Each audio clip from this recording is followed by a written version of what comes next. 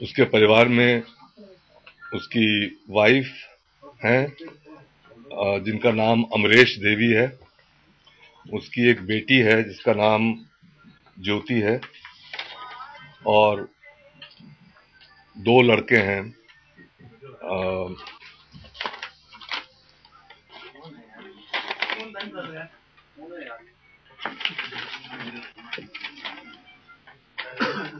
दीपक और सोनू। ज्योति जो उसकी उनकी बेटी है, उसकी उम्र 24 साल है। दीपक की उम्र 22 साल है। सोनू की उम्र 18 साल है। हमने फैसला किया है कि उनकी जो विधवा पत्नी है, वो जिनको कहेंगी कि इनको कंपैशनेट ग्राउंड पर अपॉइंटमेंट दिया जाए, उनको हम कंपैशनेट ग्राउंड पर अपॉइंटमेंट देंगे। हम लोगों ने ये भी फैसला किया है कि हम लोग, हर रैंक के लोग, अपने एक दिन की सैलरी डोनेट करेंगी इस फैमिली के लिए। इसके अलावा जो बाकी बेनिफिट्स हैं, किसी भी पुलिस कर्मी जो ड्यूटी पर मारा जाता है, वो सारे बेनिफिट्स उसको मुहैया कराए जाएंगे।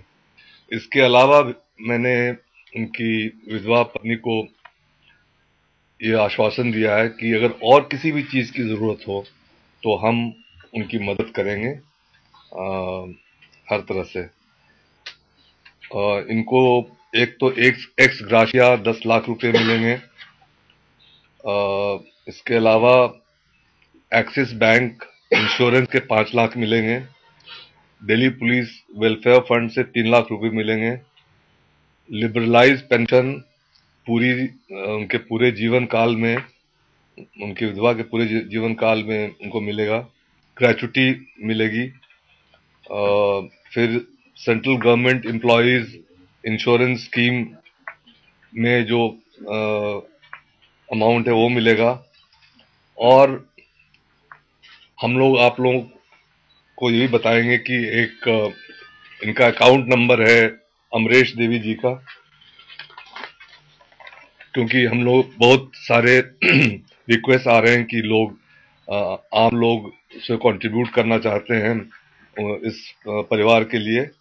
तो अमरेश देवी जी का account Punjab national bank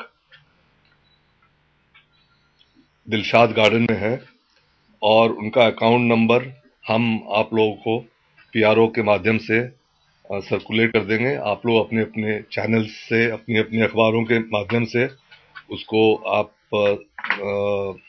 public domain में ले आ सकते हैं। ये सारे चेक्स अमरेश देवी के नाम पर जो भी देना चाहें, वो हमारे additional commissioner headquarters Shri Anil Shukla ji को भेजा जा सकता है।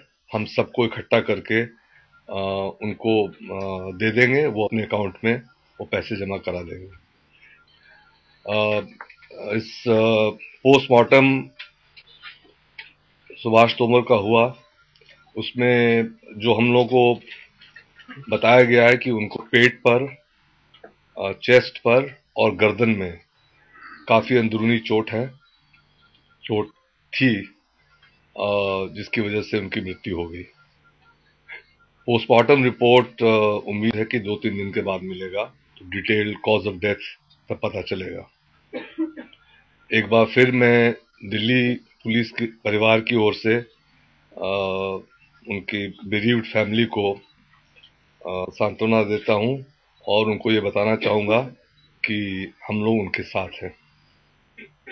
दूसरा, मुझे मालूम है आप लोग मुझसे जानना चाहते हैं कि ये आज अखबार में या कुछ सेक्शंस ऑफ मीडिया में ये एसडीएम के एक कंप्लेंट के बारे में जिक्र हुआ है कि उनके काम में हस्तक्षेप किया गया। मैं आपको ये बताना, मैंने वो शिकायत नहीं देखी है, लेकिन जो अखबार में आया है उसके आधार पर मैं ये आपको क्लैरिफाई करना चाहूंगा कि एसडीएम को पुलिस ने बुलाया पुलिस, साउथ डिस्ट्रिक्ट की पुलिस ने सबसे पहले deputy commissioner new Delhi Mrs Neela Mohanan को अप्रोच किया और कहा कि हम चाहते हैं कि एक एसडीएम का बयान इनका हो जाए, क्योंकि लड़की की हालत ठीक नहीं थी। मिसेस मोहनन ने यह बताया कि उनके अंडर में कोई भी लेडी एसडीएम नहीं है, इसलिए एसीपी वसंत विहार को उन्होंने ये कहा कि आप डिविजनल कमिश्नर श्री धर्मपाल जी से रिक्वेस्ट कीजिए। एक चिट्ठी लेकर ACP Vasant Vihar divisional commissioner के पास गए और डिविजनल कमिश्नर ने उनकी मौजूदगी में एसडीएम विवेक विहार श्रीमती उषा चतुर्वेदी को निर्देश दिया कि आप जाइए और उसका बयान रिकॉर्ड कीजिए। एसडीएम महोदया ने एसीपी को यह बताया कि वो मसरूफ हैं, 6 बजे आप आएंगी और पुलिस हेडक्वार्टर के सामने वो उनसे मिलें और उनके साथ वो फिर पहले वसंत विहार थाने जाएंगी और उसके बाद फिर हॉस्पिटल जाएंगी। फिर दोबारा उनका फोन आया कि नहीं, 6 बजे नहीं, अब मुझे ऊपर से हिदायत मिली है कि जल्दी करना है, तो आप 5 बजे मिलिए। 5 बजे उनको पुलिस हेडक्वार्टर के सामने से एसीपी वसंत विहार ने एस्कॉर्ट किया और वसंत विहार थाने गई। उन्होंने केस के सारे फैक्ट्स जानने चाहे ताकि वो उसके आधार पर वो स्टेटमेंट रिकॉर्ड कर सके। सारी ब्रीफिंग उनको वहां पर दी गई। कोई क्वेश्चनर दिल्ली पुलिस ने उन पर नहीं थोपा, जैसा कि सुनने अलेज किया जा रहा है। जब वो वसंत विहार थाने से पहुंची सफदरजंग हॉस्पिटल पर, तब लड़की की मदर ने एतराज किया कि वो नहीं चाहती है कि उसकी वीडियोग्राफी हो। डॉक्टर्स ने भी मना किया कि ये वीडियोग्राफी नहीं होनी चाहिए, क्योंकि इससे ज्यादा लोग अगर अंदर जाएंगे आईसीयू में तो इन्फेक्शन का ज्यादा खतरा होता है। इसलिए वीडियोग्राफी नहीं हो पाई। ये खुद गई, इन्होंने बयान रिकॉर्ड किया। बयान रिकॉर्ड करने के बाद बाहर आई।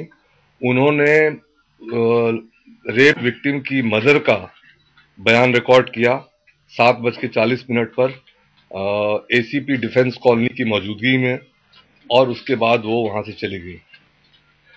अब ये कहा जा रहा है कि पुलिस ने दबाव डाला, पुलिस ने ये किया, पुलिस ने वो किया। तो हम लोग का ये कहना है कि अगर बयान रिकॉर्ड करने के लिए परिस्थितियां अनुकूल नहीं थी तो वो वापस चली जाती, उनको वापस चला जाना चाहिए था। उन्होंने बयान रिकॉर्ड किया, उस लड़की का भी किया, उसकी मदर का भी किया और चली गई। कोई हम लोगों को कोई शिकायत, कोई सूचना, किसी किस्म की कोई चीज नहीं दी गई। अचानक कल रात को ये पता चला कि कुछ शिकायत गृह मंत्रालय को भेजा गया है और उस शिकायत की प्रतिलिपियां मीडिया के कुछ सेक्शंस में दे दी गई हैं। तो ये भी हैरानी की बात है कि अगर कोई शिकायत थी तो पुलिस का पक्ष भी सुनना चाहिए था। पुलिस का पक्ष सुनने के बाद, सारी बात की इंक्वायरी करने के बाद तब कोई शिकायत जाती, लेकिन शिकायत सीधे चली गई। तो ये बड़ी खेद की बात है और हमें क्योंकि इससे इन्वेस्टिगेशन पर असर पड़ सकता है। और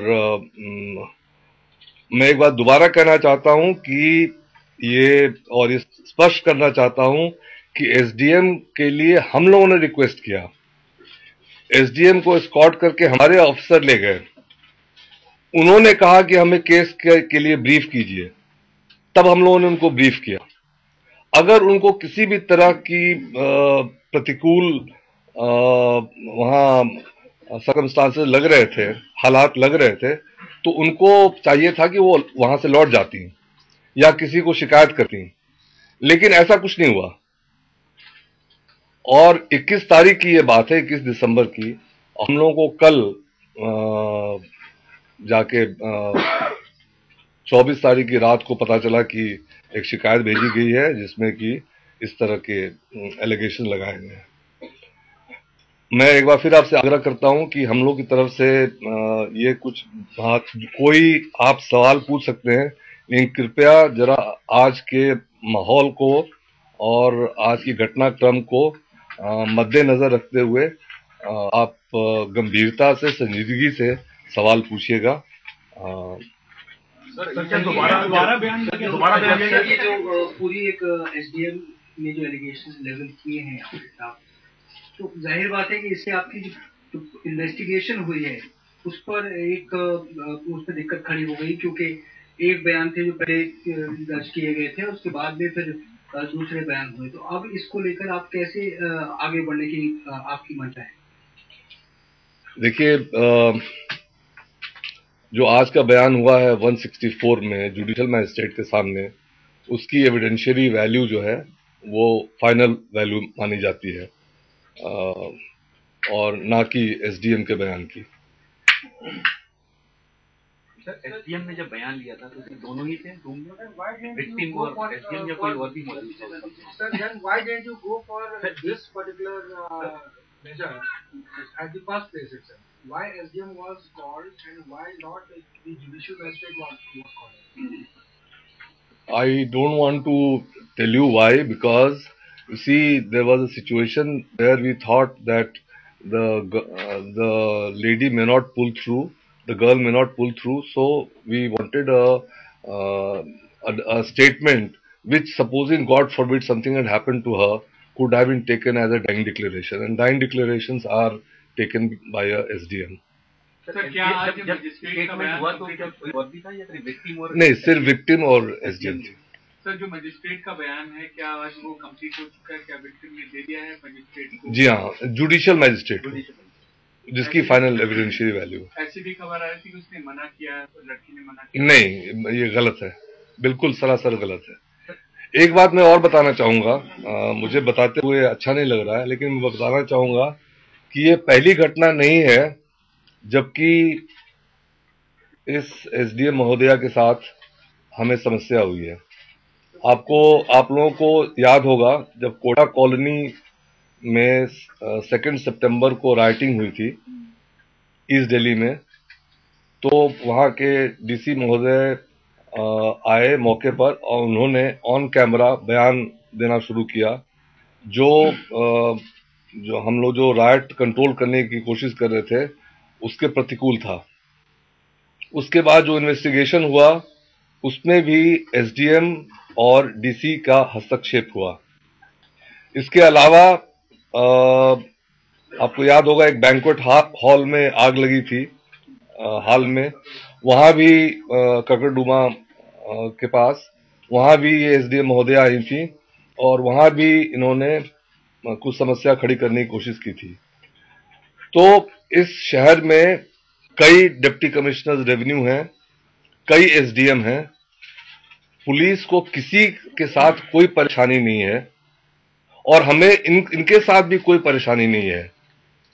हम इनके भी कोई मतलब खिलाफ नहीं है या विरुद्ध नहीं, लेकिन ये घटनाएं हुई हैं पहले, हम लोगों ने इसके बारे में चिट्ठियां भी लिखी हैं और ये उसी घटनाक्रम में ये तीसरी घटना है। सर, सीएम से कोई बात हुई और सर जानते थे फिर बुलाया सर क्यों गया इन हालात में, जब ये मालूम था कि पहले? देखिए, आपको मैंने समझाया कि उनको डिप्यूट किया गया, डीसी ने डिप्यूट किया। सर, सीएम से कोई बात हुई आपकी? सीएम से कोई बात हुई आज? नहीं, मेरी बात सीएम से वहीं मौके पर हुई जहां हम लोग क्रिमेशन में थे, वहां हुई थी। इस बारे में कोई बात नहीं हुई थी। Coming back to Subhash Tomar sir, media को लाते हैं उसका उस घटना से कोई संबंध है? Sir, do you think is the repercussion of that? क्योंकि उस टाइम इन्होंने बिना एलजी के ऑर्डर्स के इंटरनल कुछ इंक्वायरी भी इन्होंने स्टार्ट करी थी उस टाइम में, जो रोकी गई थी बाद में पूरा राइट्स के टाइम में। तो उस टाइम में कुछ प्रॉब्लम हुआ था, तो डू थिंक दैट अपनी रोटियां सेक अब देखिए, मैं इस पर टिप्पणी बिल्कुल करना नहीं चाहूंगा। हाँ, आप कुछ पूछे थे। Has the police got enough evidence against the people who were involved in the so-called causing injuries to Subhash Thomas? No, I mean, this has happened today. A case already stands registered at the police station Tilak Marg, which will be probed in the light of this incident. Sir, I have a question. Sir, what is the role of Arvind Kejriwal party in provocating requisitioned by Delhi police to record the statement of the victim. She was not supposed to conduct an inquiry.